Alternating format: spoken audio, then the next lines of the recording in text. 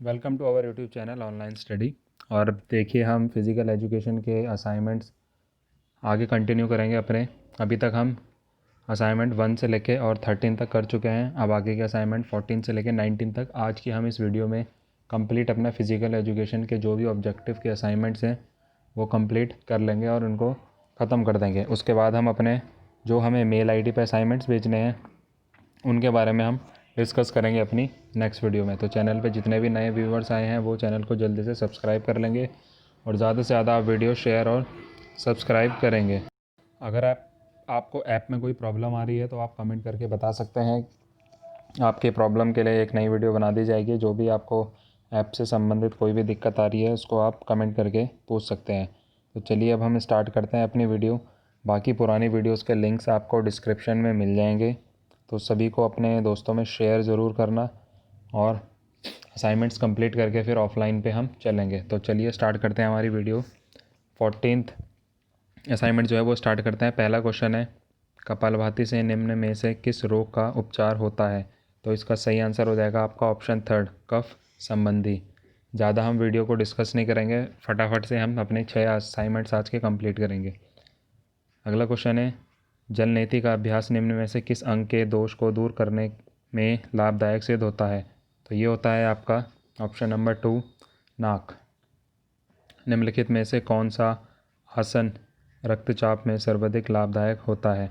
तो ये होता है आपका श्वासन। प्राणायाम का अर्थ है, तो प्राणायाम का क्या अर्थ है? ये हो जाएगा आपका सांस का नियंत्रण। अगला क्वेश्चन है, तो देखिए क्वेश्चन है प्राणायाम का अर्थ क्या है? तो प्राणायाम का अर्थ है, इसका सही आंसर हो जाएगा आपका उपरोक्त सभी। ये सभी इसके सही आंसर हैं। अगला है, सूर्य नमस्कार की कितनी अवस्थाएं होती हैं? तो आपकी सूर्य नमस्कार की कितनी अवस्थाएं होती हैं? 12। तो 12 इसका सही आंसर हो जाएगा। अगला क्वेश्चन है, भोजन के पश्चात किया जाने वाला एक आसन कौन सा है? तो ये है आपका वज्रासन। पहला ऑप्शन सही हो जाएगा। अगला क्वेश्चन है, अंतर्राष्ट्रीय योग दिवस कब मनाया जाता है? तो ये मनाया जाता है आपका 21 जून को। नेक्स्ट क्वेश्चन है, त्राटक होता है, त्राटक क्या होता है? तो देखिए त्राटक होता है आपका एकाग्रता के लिए, तो ये इसका सही आंसर हो जाएगा। अगला क्वेश्चन है, अष्टांग योग में योग को कितने भागों में बांटा गया है? तो अष्टांग योग को 8 भागों में बांटा गया है। नेक्स्ट क्वेश्चन है, योग की उत्पत्ति कहाँ से हुई है? तो योग की उत्पत्ति हुई है आपकी शिव से। तो ये हमने देखिए 14th असाइनमेंट अपना कंप्लीट कर लिया है। 10 क्वेश्चंस हमने कंप्लीट किए हैं, एक भी हमने स्किप नहीं किया है और हमारा स्कोर भी 10 आउट ऑफ 10 हो गया है। अब चलिए चलते हैं हमारी नेक्स्ट वीडियो पे, नेक्स्ट असाइनमेंट पे। 15 असाइनमेंट है जो हमारा 15 असाइनमेंट देखते हैं।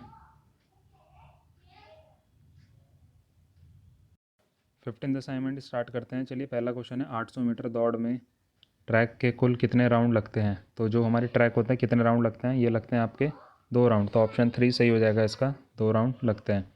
अगला क्वेश्चन है, रिले दौड़ में बैटन की लंबाई कितनी होती है? तो रिले दौड़ में बैटन की लंबाई होती है आपकी 12 से 13 सेंटीमीटर। नेक्स्ट क्वेश्चन है, 110 मीटर बाधा दौड़ में बाधाओं के बीच कितने दूरी होती है? तो कितनी दूरी होती है? तो ये होती है आपकी 0.914 मीटर। नेक्स्ट क्वेश्चन है, 200 मीटर दौड़ में कौन सा स्टैगर दिया जाता है? तो ये कौन सा स्टैगर दिया जाता है? आपका हाफ स्टैगर। पहला ऑप्शन इसका सही हो जाएगा।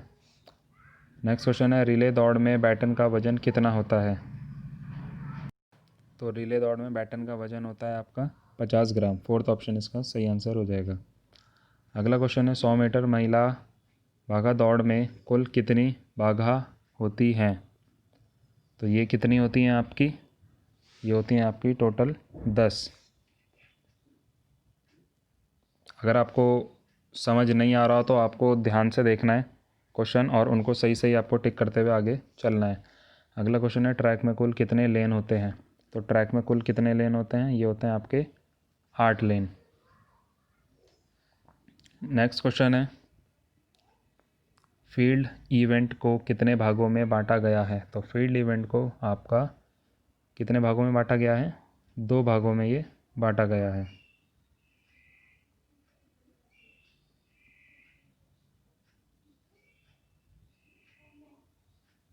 तो आपका दो भागों में ये बांटा गया है। नेक्स्ट क्वेश्चन है, एथलेटिक्स में इवेंट को कितने भागों में बांटा गया है? तो ये बांटा गया है आपका, ये भी दो भागों में बांटा गया है। खेलों की रानी किसे कहा जाता है? तो एथलेटिक्स को खेलों की रानी कहा जाता है। तो चलिए, हमने ये भी अपना 15 असाइनमेंट कंप्लीट कर लिया है। 10 के 10 हमने किए हैं और स्कोर भी हमने 10 में से 10 किया है। अब चलते हैं हमारे नेक्स्ट असाइनमेंट की तरफ। 16th असाइनमेंट हम अपना स्टार्ट करते हैं। तो देखिए, कुछ क्वेश्चंस इसमें ऐसे आए हैं जिनके हमें आंसर्स देने हैं, पर ये भी पहले जैसे क्वेश्चंस हैं, इनका हमें नहीं पता कि इनका आंसर हमें कैसे देना है, पर फिर भी हम चलिए इसमें फिल करते हुए चलेंगे। तो शॉट पुट थ्रो के एक पुरुष अंतर्राष्ट्रीय खिलाड़ी का नाम है, तो नाम लिख देते हैं हम। तो उनका नाम है इंद्रजीत सिंह।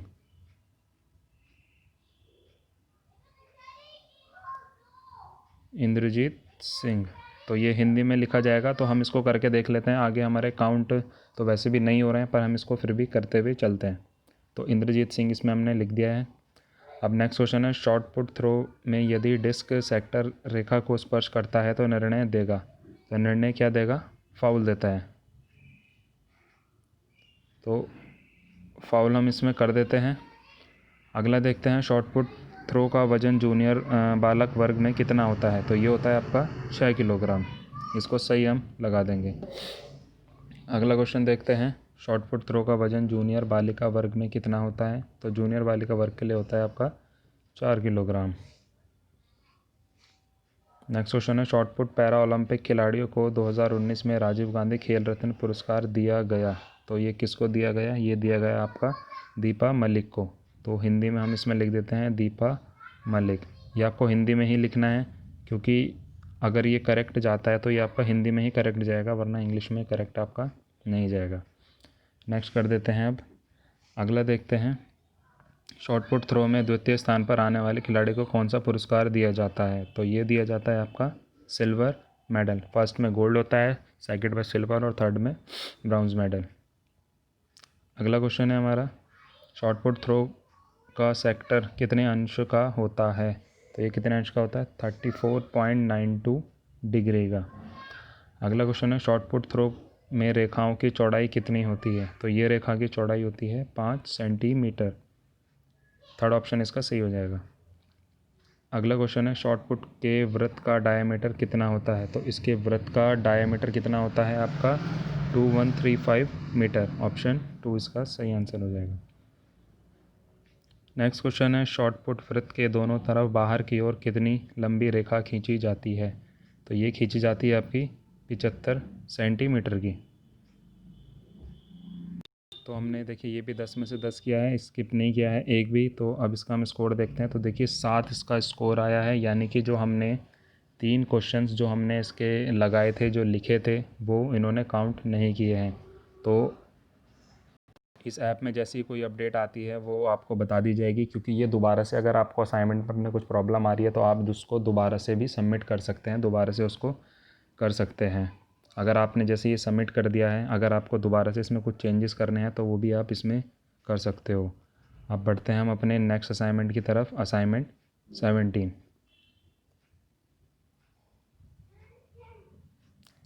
असाइनमेंट हम अपना स्टार्ट करते हैं,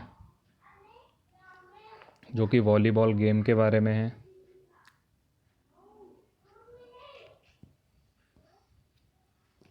जितने भी व्यूअर्स वीडियो देख रहे हैं वो ज़्यादा से ज़्यादा आप इसको लाइक करो, और फीडबैक के तौर पे आप अपने कमेंट दे सकते हो।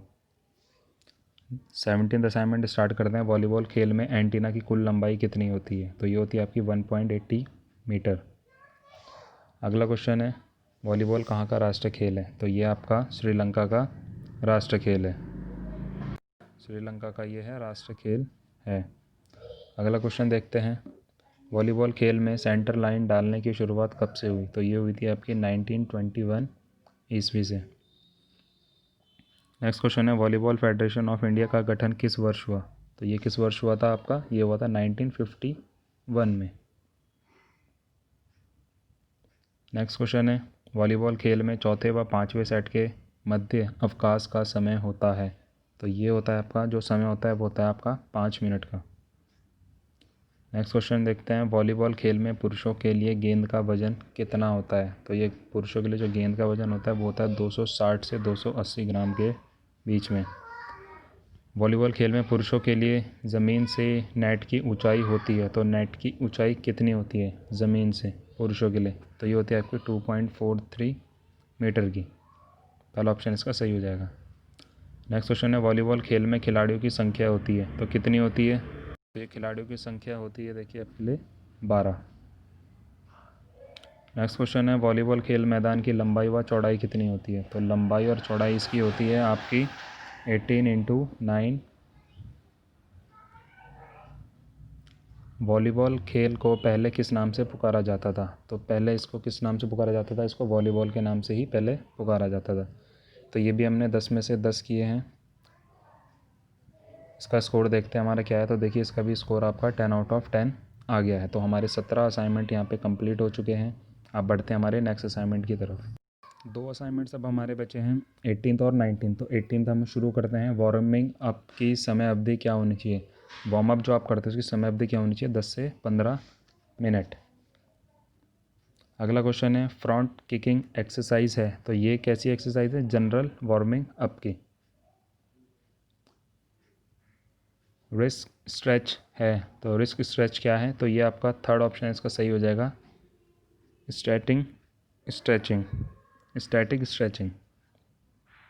नेक्स्ट क्वेश्चन है, लेअप शॉट इनमें से किसके अंतर्गत आता है। तो लेअप शॉट आपका अंतर्गत आता है विशिष्ट वार्मिंग अप के।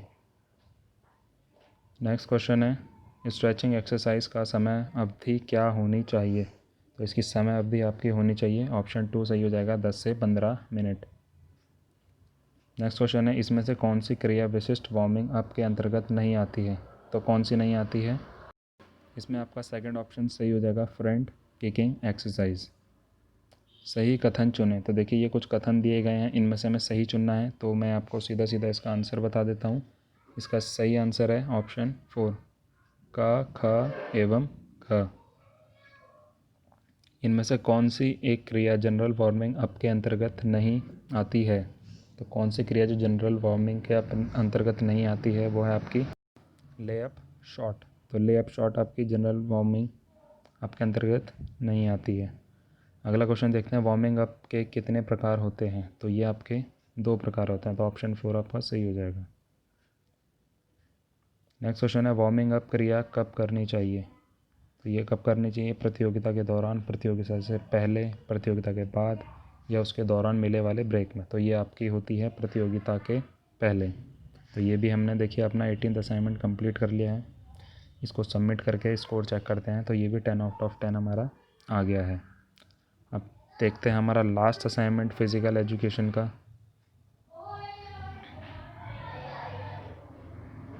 लास्ट असाइनमेंट करते हैं हमारा फिज़िकल एजुकेशन का 19th असाइनमेंट, किस देवता का पूजन आदि योगी के रूप में किया जाता है। तो ये किया जाता है आपका महेश का। फोर्थ ऑप्शन इसका सही हो जाएगा।